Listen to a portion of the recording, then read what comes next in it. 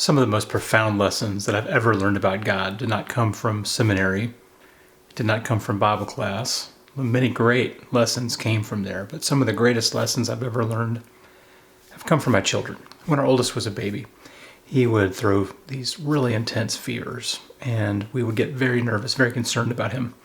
I have to bring that body temperature down, right? So we get a lukewarm bath going, we put him in there, and he'd fight and kick and scream and cry with all of his might, resisting, fighting. And I just remember holding him in this water that I so did not want to put him through this, but I knew that the alternative was worse.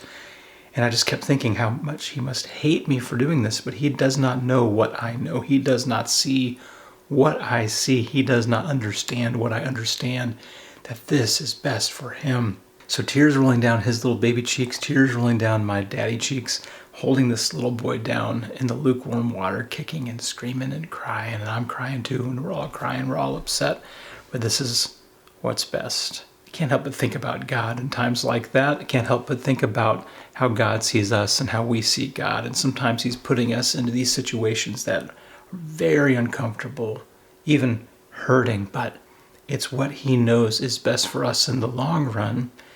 Sometimes we just think, oh, the will of God is being done, and then so God always gets what God wants, and so God is always happy about this. But I'm not so sure that's the case. Sometimes I think that God is just as upset about some things as we are, and yet God can see the bigger picture. And so we have to trust him, even when things are hard, even when things are painful, even when the tears are rolling down the cheeks. We're going to have to trust God all the way, because he sees what we can't see, he knows what we don't know, and he can do anything. And on top of that, he loves you so much that he would do whatever it took to make sure that you are okay, even if it hurts. We think about the God who truly cares. He cares enough to discipline us. He cares enough to put us through things that are hard today to prepare us for harder things tomorrow. And God is intimately interested in your well-being.